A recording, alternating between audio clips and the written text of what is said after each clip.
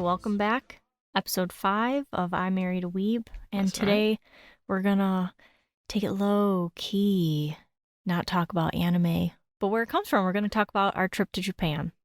We'll end up talking about anime. You know that. Yeah, well, it won't evolve or revolve around anime. There you go. Fair. Yeah. Today we're gonna definitely keep it a lot shorter than the Akira episode. We know, got a little out of control. It was a very long one. Did we maybe go too in depth?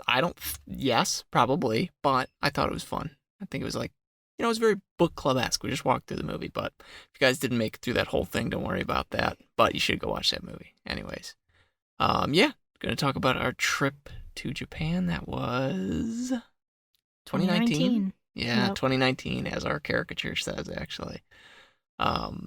Yeah, so it was kind of something that I've always wanted to go to Japan, and Danielle was willing to go. More than willing after I watched all the cute stuff you can get in the Gachapon machines. Exactly. That was actually mission number 1 for you. Oh, yeah. And especially, I don't know what the person's YouTube channel is, but the one guy, and he showed all the cute stuff, the dogs. The dogs. Yeah. We'll have to give him a shout out in our Description. In our description. I love those videos. And I think he had some cute bunny stuff. And I was like, yep, in it, need it, looked for it, found a little bit of it, but. Yeah. So I, luckily, with her on board, said, all right, this is the year, let's do it. And then we did a little 3-city adventure. We did our Tokyo into Osaka, then to Kyoto, then back to Tokyo to round it out. And it was a lovely 8 full days, 10 including travel, but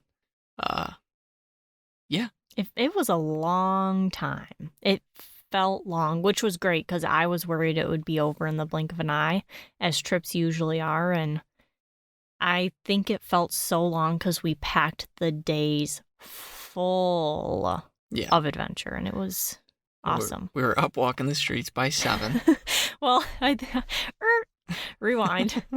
I love telling the story of getting off the plane, getting through customs, and trying to find our hotel in basically the dark. Granted, there's street lights and everything, but it's still dark. You really can't assess where you are when it's dark. And if you're going to pull a skirt, I'm going to pull a skirt. We're going to go even farther.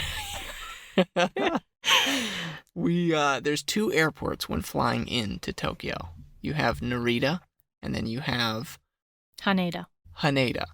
Now, we didn't really know the difference. We just had heard through a friend, what did I say? What was it? The first one? Haneda. Well, no, Narita, yeah. That we've heard he went to Narita. We're like, all right, cool. Well, if you're gonna take you got to take a train into the actual city itself because it's not it's not very close. An hour 45? No, it was an hour. It's probably an hour. I knew to get to where we needed to get. I think it was about an hour. Okay, I don't know why I thought it was longer. It's out there. Yeah, we landed late. And going back to where Danielle initially skirted,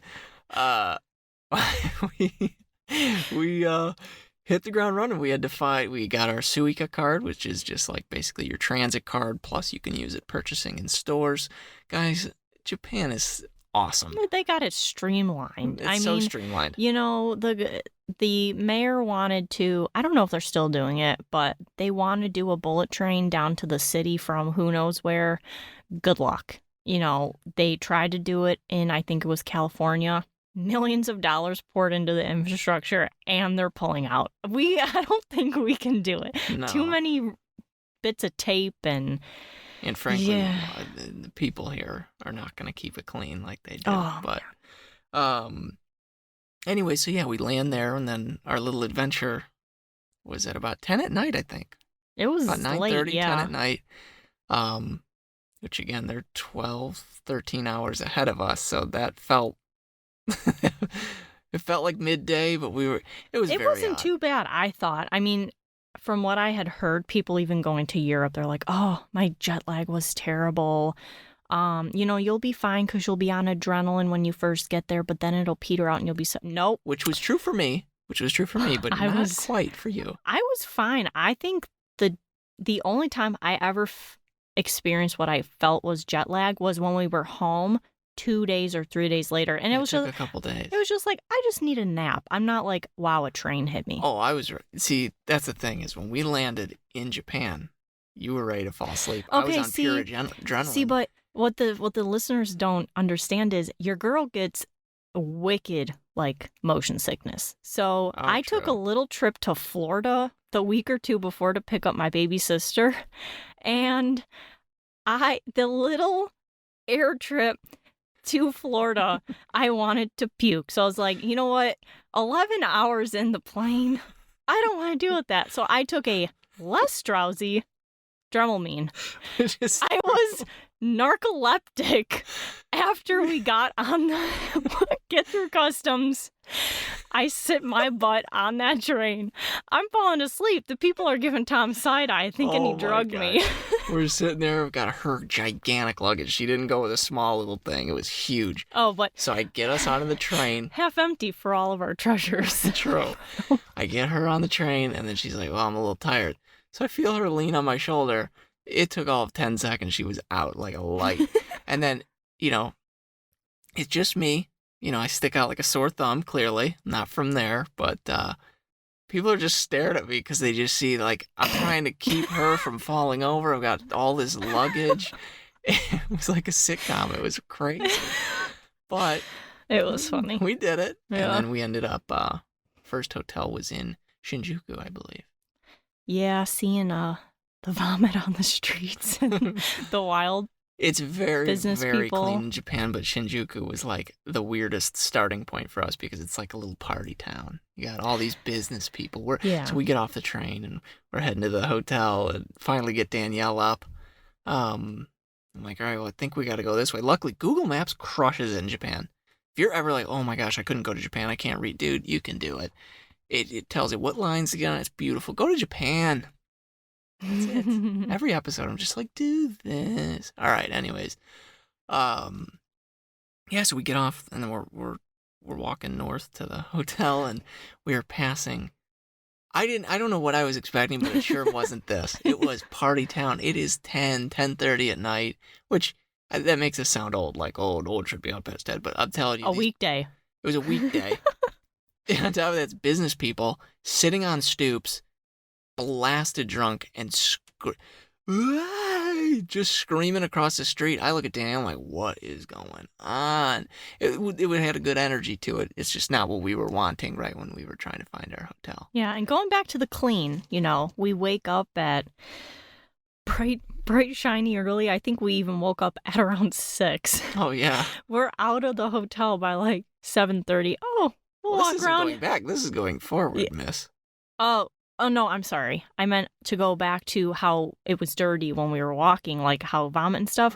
No, we're walking around. It's 7:30 in the morning. They're washing the streets with the power washers and the street sweepers. Like, it's clean. And I was like, okay, I'm fine. Yeah, that's just it. They can get rowdy and get wild and do their thing and get kind of gnarly, but they got a crew out at like 6 or 7 in the morning cleaning the streets. Getting the garbage. Yeah, which will come along later, but this is kind of just a Mod Podge, let's just say it now. We ended up wandering into a Square Enix building, which if no one knows what that is, it's a game company, and they make some of my favorite games on the planet. We were just walking, and we're like, what the... So I had to take a picture next to the sign. Didn't take too many pictures of myself, just mostly Danielle, because she looks good, but... I ended up, that was one of my pictures where I'm like, this is it. There was the picture in front of Square Enix, so I was like, Danielle, you have to take my picture. And then there was one in Akihabara where there was there was a window sign that was just a bunch of anime girls with their freaking panties out. No, we took a couple, and then Goku was in Akihabara. There was a couple, but that one I just mentioned, that was my get weird picture. Danielle did not want to take that picture. Yeah, it's a very... It was right on the street. Kids could have seen it. Well, off the street, on the side of a building, when you're walking down an alley, you see up these girls' skirts, and they're just looking down at you with the most disgusting look on their face. And I'm like, someone is going to turn the corner and see these two white weebs wasn't feeling it. I took it, and it is funny. It's a great picture. I'm happy I have it. But yeah, trying to keep some type of an order here. Oh, I'm fine with jumping around, keeping it Our loose. listeners are so mad at us at this point. I'm just kidding. Deal with it. I know it'll go longer than a half hour if we we're doing fine. We're doing okay. So yeah, we started in the Tokyo area. So that was Shinjuku. Oh my gosh, we did. I think that first day we went to 3 different. Akihabara, Shinjuku, and Shibuya. Yeah. And then eventually, I don't think was it day 2 we met up with Jared? Day 1 or 2, I can't remember. Man, and he brought us. One of the big confidence boosts with this trip, and I felt a little bit more prepared, is one, I learned to read a little bit of the Japanese, right? So I got the hiragana down, the katakana not so much. But, there was all this prep, and I'm like, oh man, this is still a little nerve-wracking, but knowing I had one of my, I'd call him a childhood friend at this point. Mm-hmm. My childhood friends is living in Tokyo, so it was good knowing that I could just dial him up at any time and be like, Jared, help. Luckily that didn't happen, but I got to meet up with him for ramen, and he showed us these back alleys. It was gorgeous. There was one place he brought us to, and it's Cat Street, and it's kind of in the Harajuku area, and if you've ever been to Venice Beach in California, you have all of those cute like hip shops and everything. It's so reminiscent of that, and it was just so cool. I took a great picture for, of course, my Instagram, and I of course hashtagged it. Reminds me of Venice Beach because that was so cute. And honestly, we'll put, if you guys don't know, we also have a Instagram and a Twitter, but on Instagram with this episode, we'll post also like our favorite pictures from the trip if you want to take a look. If you haven't seen them already on our personal Instagrams. But yeah, so just the sheer amount of it's such an organized cast. There's a lot of people, clearly, but it all moves. Here in America, you've got like, oh, I'm this businessman who I need to take this call. Let me stop on the stairs on my way down into Union Station or something. No. The flow, even though there's a bunch, the flow keeps going, and it's great. Escalators, they all step to one side. You can walk on the left and get right up to the top. It's beautiful, the function. And then we come back and go to Woodfield Mall, and you've got one guy raging. Puts both of his hands on either side of the escalator and doesn't let anyone pass. It's like, oh, we're home. Not even then, leaving O'Hare. So true. By the time O'Hare hit, I was like, oh, send me back. Send me back in, Captain. But yeah, so, Tokyo was a great start. We got the hustle bustle. We got to see things like the Square Enix building, and got to have breakfast at the Square Enix Cafe, which it's right at the base of it, so employees can go eat there. And we got to have chocobo pancakes, which is a bird from the game. So cute. And luckily, my slender figure was able to purchase a shirt there, because the only cool one I could find was it was only in a women's medium, maybe? Yeah, I think so. And I'm like, man, this sucks. I'm buying it anyways. Fits like a dream. One of the best shirts I've got, actually. I don't know what that says about me, but then we also did did a couple of the shrines, a couple of the, temple walkthrough, walk-arounds, and got to see, unfortunately, they're not going to be able to use it this year, but they were building in the middle of it, probably almost done, all of the Olympic Stadium stuff.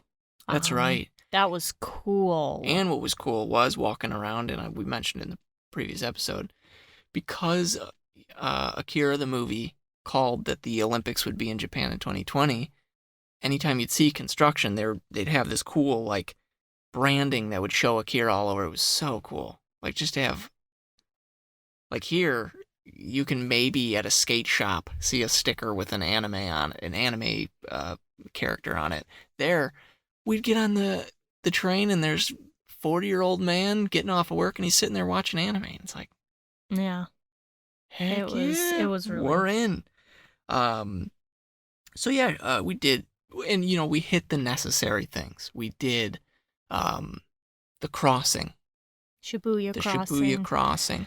We did Akihabara, otherwise known as Electric Town, which that's the one section if anyone's into like figurines, electronics, video games, any of that, that is the spot. Like that was the cool. We ended up going back after we bullet trained across the country. We did 3 goes. Yeah, on our last day. And we still didn't touch every store, which is what's crazy.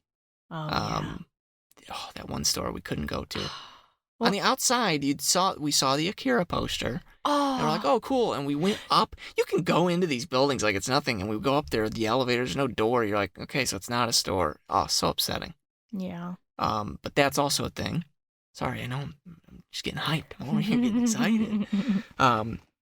Another thing with Akihabara, which was strange, and it definitely brought us both out of our comfort zones, I think, because, we'll be driving on a trip in the U.S., and I'll see a McDonald's that's attached to a gas station. There's nothing wrong with that, but for some reason in my head, I'm like, gross. I don't want anything from that McDonald's attached to it.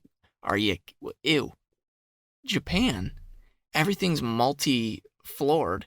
And so you'd see on the bottom is like a convenience store, second floor is some business office, and then third it's a toy shop or something. We don't bat an eye. We're like, it's good. And you're going up these weird hallways and stuff. And you're like skinny little staircases. Like you're not supposed to be there, and then boom, it's the coolest store in the world. We wanted food. It's like third floor. There's food up here. We're like, this dingy building, I bet it's gonna be great. So we ended up finding some awesome hole in the wall places. Gosh. Well, there was one shop, it was our last day, and it was early in the morning, so we didn't have that early of a flight, but we knew we had to have so much time to go to the airport. So we were like, well, let's just walk around. Our last bit of the trip, we were staying in Akihabara. So just walked around a little bit before we had to leave the hotel. And there was a shop that was actually open at the same time that our early butts were out the door. And we were like, oh, let's just walk in here one more time. And lo and behold, we never noticed the one or two other times we were in the store that there were more than one floors above it. So we were like, how did we not know? Went up and found gold figures. Yeah, because the whole trip we'd been looking for Evangelion or Darling in the Franxx. And I even told one of my buddies, I'm like, dude, for as popular as these shows are, there's none here. That shop had it. And we got to bring home the gold, which was great. That was we did find some great stuff, but that was like the most exhilarating because it's like, yes. Luckily, now we know little tips and tricks. Like people traveling, if we can give you any tips, it's Akihabara, great. It's cool for collecting. You will find stuff, and some for decent prices, but a lot of it can kind of get a little out of hand price-wise. There's a place called Nakano Broadway, which is, it's a little bit of a train ride, but we found so many figures for so much cheaper there. And it's like an indoor mall kind of thing with different booths. Not booths, but like little itty bitty stores. Yeah. So, you will walk out of one shop and there will be another shop. And it's like a whole mix of stuff. There was figure shops. They had a whole bunch of like timepiece shops. Couldn't tell if they were counterfeit or not, but nothing's counterfeit if you love it enough. They had a couple really awesome shops that had original cells from animations. Yeah, they were like auction houses. We saw there was you guys are going to keep hearing like the same 5 anime just because we love them so much, but there was a animation cell from Yu Yu Hakusho. And we're like, wait, for only like $17? Heck yeah, I want to buy this. And you realize, no, that's the starting bid, and then you have to come back in a couple days. I think, honestly, if we do go back, well, no, when we do go back, that's kind of what's prompting this podcast is we got the good news that even though our original plan to go a couple weeks ago got snubbed, our credit is now usable much longer than we thought. So we're going to be going back to Japan, and boy howdy, I'm ready. I feel, now that I know that they extended it, like I felt that was a wait. So much better. Yeah. But I think what we do is we go day 1 or 2, go to Nakano, put in a bid on one of these animation cells, and then come back a couple days later and see if, or not. There's so much to we'll do. yeah. There's just so much to do. That's the problem. And the place is cursed. Danielle, you want to say what happened at Nakano Broadway? No, we only have 30 minutes. Okay. Okay. Quick rundown. I lost my favorite hat that was Tom's. I thought I clipped it to the backpack. I really thought I did. I must not have. And we got to the train. We had already left Nakano Broadway. And I was like, she was more upset than me, and I loved that hat to death. Oh, man. It was Chicago stitched, and it was like reverse. So if you were looking in a mirror, you would see it. I would wear that hat, and that's the only reason she got so upset. Because I'm looking at her like, okay, it's my hat. I'm kind of upset, but I'm trying to play cool to make you feel okay. And she wasn't taking any of those treats. She was like, nope, I'm still angry because I liked that hat. I was like, oh, that's why we're so angry. Listen, you say that I look good in hats. It was a nice, straight build hat. I don't usually look good in those. And it was the one hat that I really liked to wear and that I liked you to wear. And then your poor head did end up getting sunburned, and we ended up getting you a new hat from GU? I don't remember. The Japanese Gap, essentially. Mm-hmm. It wasn't Gap, but yeah. And it wasn't Uniqlo. It was slightly different Uniqlo. I don't know. Great. Cheap hat. Love it. Got a Totoro pin on it now. Yeah. But anyways, yeah. So Tokyo is it's just a Mod Podge. We were running around having a great time. Oh, one thing I do love, though, about when we were in Shibuya, at the Scramble Crossing, they have Shinjuku. Shibuya. There's a shopping center, the 109. Yeah. And that building, like, you don't see it when you're watching anime. They put it, sometimes not, maybe because of licensing. Yeah, I don't think they actually put 109. But you can tell by the shape of the building and the way the numbers are laid out. They reference that a lot in anime. And it's really cool to see because it's like, oh, there's that. Or you might see. That's been one of the coolest parts. Yeah. We watch anime and they're going to these iconic spots. And I'm like, man, the fact I've walked there, it's insane. Yeah. And this also, quick note of this too, was both of our first times out of the country. I hadn't even gone to Canada. Which is a field trip in grade school, but yeah, no. So Tokyo was great, and then we just kind of spliced up the trip to get a little bit more nature in there too, to get away from the hustle and bustle. So we got to ride the infamous bullet train, which was a little stressful to get on. Oh yeah, that was our only stress moment about getting around. I think was getting on. That was a little bit more confusing to figure out which. I think it was the train car that was messing us up because you have to buy an assigned seat, basically, and we couldn't figure out which part of the train we were supposed to be on. But we did it, and then it was kind of just like getting on a plane. They had like an overhead compartment, all that good stuff. You sit down, and then within an hour, we were across the frickin' country. It was insane. Fuji eluded us both times there and back. On the way there, it was too cloudy. We wouldn't have seen it. The way back, I got really excited because, there's no clouds in the sky. No, there was one cloud. Around Fuji. Well, I was going to let them guess, but yeah, if you can believe it. Covering the entire mountain. It was so stupid. Still looked very beautiful, though. So yeah, what did we do in Kyoto to start? Osaka. Well, we went to Osaka before Kyoto. Yeah. Well, we definitely went to that mall. Oh, no. The first thing we did, I think, was go to the Pom Pom Purin Cafe. Because that was one thing I had on my list I had to do, was eat the cute food from Pom Pom Purin, which is a Sanrio. He's a cute little yellow dog. Had lunch there. We were one of 3, groups of people that were there. A mom and her daughter. Us. And then these 2, young 20s, mid-20s girls were there.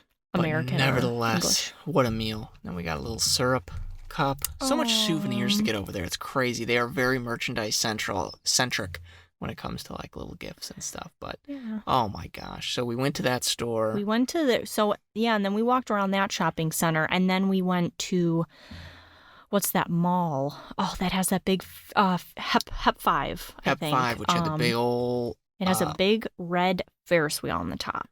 Oh, I thought we were going to talk about the whale that's hanging inside. Oh, well, yeah, it has a big whale, a big whale sculpture on the inside. That was one of our biggest things with Osaka, because we did some walking around at night. We weren't there too long. It was kind of a quick stop there before going to Kyoto. And We hit an arcade, and that's actually where you got this girl and her Ooh. claw machines. I've never been more impressed.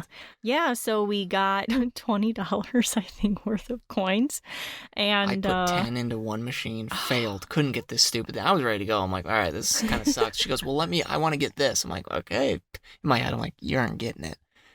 I turn away for 3 seconds to a little squeal. Then I hear a little squeal. I look, yeah, first try, nabs it. Oh, and it was, of course, my favorite, Pom Pom Purin, and he hangs on my purse. To this day. And my one thing I love, and I was going to post it on Instagram yesterday when I was cleaning my Pom Pom Purin souvenir syrup thing, was the use of putting a butthole on things. Yeah, the little X for the butthole. The little X for the butthole, and it always just makes me smile that they feel the need to put that on their stuff. It's just... It's the little things. So she earned that, and then she turns around to another machine, first tries that. Gets another thing. And then I was like, we need to get out of here. Yeah, Your that luck was is fun. But we did end up on the famous Ferris wheel on the top of the building, which was wild. Seeing it at night was so cool. I dare say romantic. Yeah, I was a little nervous. Heights make me a little nervous, but... Oh, it doesn't help I was shaking the entire thing, right? But we went up there. That was great. Got to see the view. But then what was really the iconic thing from that part of the trip was then coming down from the Ferris wheel, and there was a caricature artist. Yeah. Which we loved her work. Gotta say, I don't know if she draws much faces like ours, because initially we didn't really like this caricature. Danielle actually was, I think I'd go along and say you were pretty pissed. Well, I had a joke when we were sitting there, and we would like whisper or side mouth to each other as she's watching us, trying to make her drawing. I said, what if because we were sitting there for like 15 or 20 minutes. It was a long time. Yeah, and then every time she'd look at you, getting a character is weird, because then she'd go, she'd look at you, and then you realize, shit, I want to be smiling in this. So you kind of just look her dead in the eyes and smile. And you're not really smiling, but you have to smile. And I just like side mouthed to Tom. I was like, what if we sit here the whole time and it sucks? And man, she hands it to us and we're like, yeah. It's great. It's kawaii. Yeah. Pay her. We walk away. Daniel's like, I hate this thing. I'm like, I don't think it's too bad. I didn't very much like it initially either. But again, I'm trying to lead the ship. I'm like, no, I think it's pretty good. She's like, no, it's not. But the thing is, the more I started looking at it, I started falling in love with it. Because Danielle does look cute in it. I look like a shark, to say the least. She has not drawn a hairline like mine. She did hook it up for my beard, though. She did kind of thicken it up, but it's goofy, but it's absolutely necessary. And I think, when we do go back, I would bullet train all the way there to get another one drawn to then bullet train back. But, yeah, and then honestly, Kyoto was more of a nature experience, walking, getting all these shrines in and seeing. We saw this graveyard. We walked up this random hill. A lot of it was just adventure on our part. We'd say, okay, this is where all the tourists are going. Like the 1,000 Gates. The Torii Gates, the Torii Gates is famous in Kyoto. And that was the main reason why I wanted to go to Kyoto, which by far was my favorite part of the trip, because it has this charm of very old school. There's this one section we walked through after seeing the Torii Gates, and it has all these low-hanging shops, and it's got a little like brick or cobblestone road, and it leads up to a Buddhist shrine, which we didn't know at the time. We were just kind of walking through, and they had a lot of girls in kimonos going up to the shrine. And that was after the gates, though, right? Yeah, because at the gates, this is where we started picking up on. So back at the Torii Gates, the 1,000 Gates, which goes up this huge hill. Well, we initially get there and we're like, okay, this ain't like the pictures, which, by the way, what are we, some kind of tourist? Of course it's not like the pictures, Tom. Are you stupid? So we go there and we're like, man, there's like 1,000 people walking through these. How do these people get the cool pictures for that? Well, then we see this path that kind of goes off to the side. And I'm like, well, let's go follow that for a second. And then we were in a shrine. And then there's like this bamboo forest. And I'm like, let's go this way. And there's no one. There's maybe one other couple.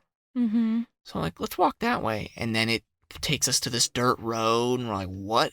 It was such a non-tourist. We definitely went the back route. And then we ended up going up the side of a dang mountain.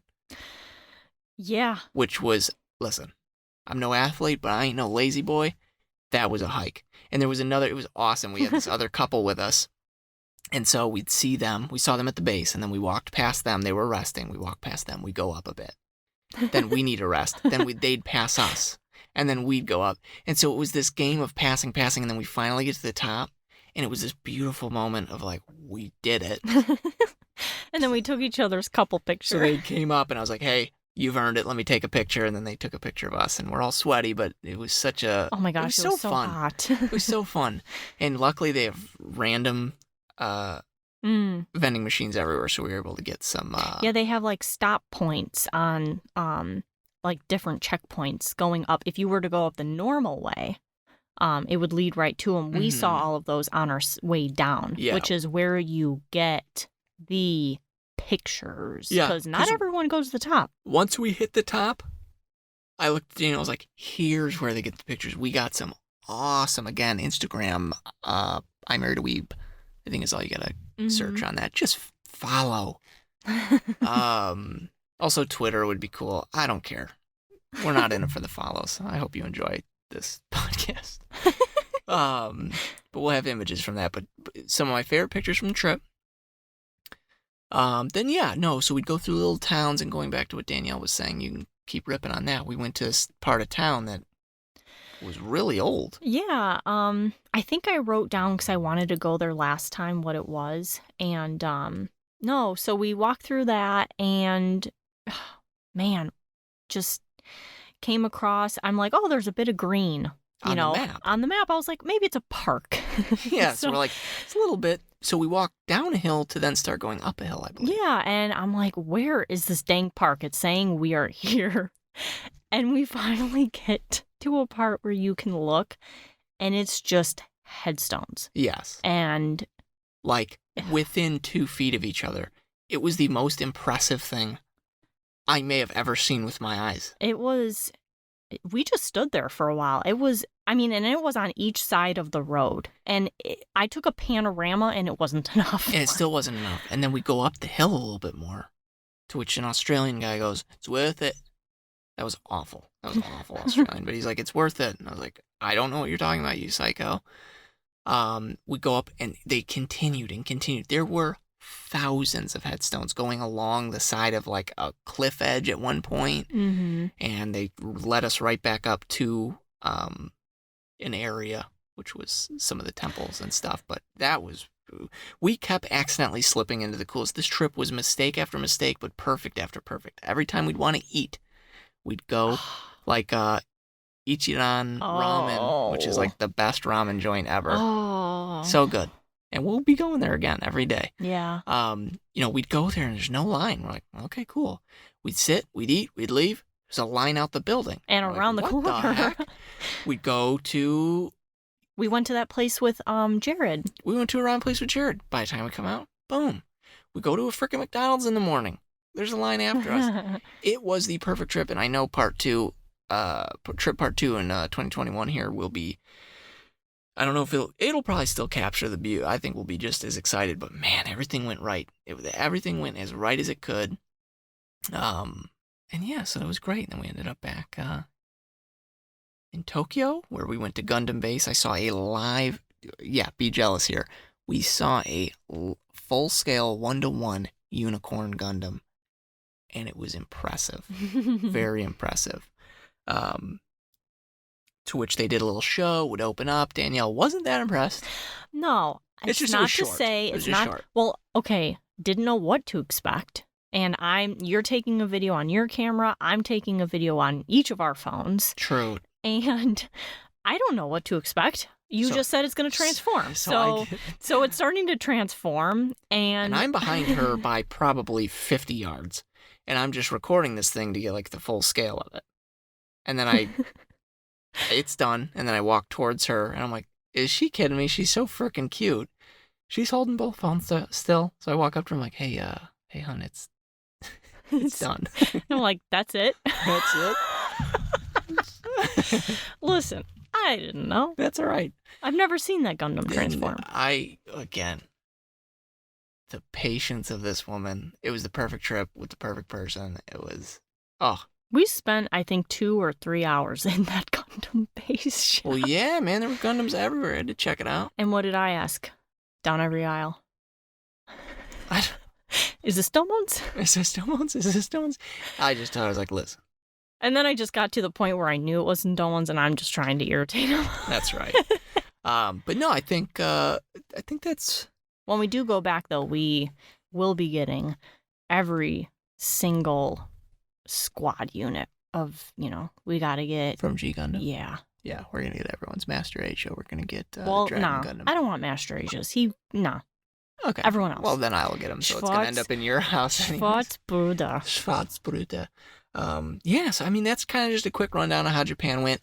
I'm sure we'll do episodes that can maybe be a little bit less, here's what we did, and more of kind of what... maybe we do an episode in the future of like, what to expect and how to handle it, or just like tips. Which there's 1,000 YouTube videos, but you should listen to us because it was flawless. But yeah, thanks so much for listening. Anything else to add about Japan? I mean, that was a pretty quick rundown, but... Yeah. No. I mean, we didn't really go into Ichiran and why we loved it so much and its charm, but we can save that for next time. That's right. There'll probably be a part 2. We just love talking about this trip, especially if we get to do it again. Goodness gracious. With that, happy Monday, everyone, if you're listening to this when it came out. Have a great day, and per usual, we love you. Catch you later. Bye.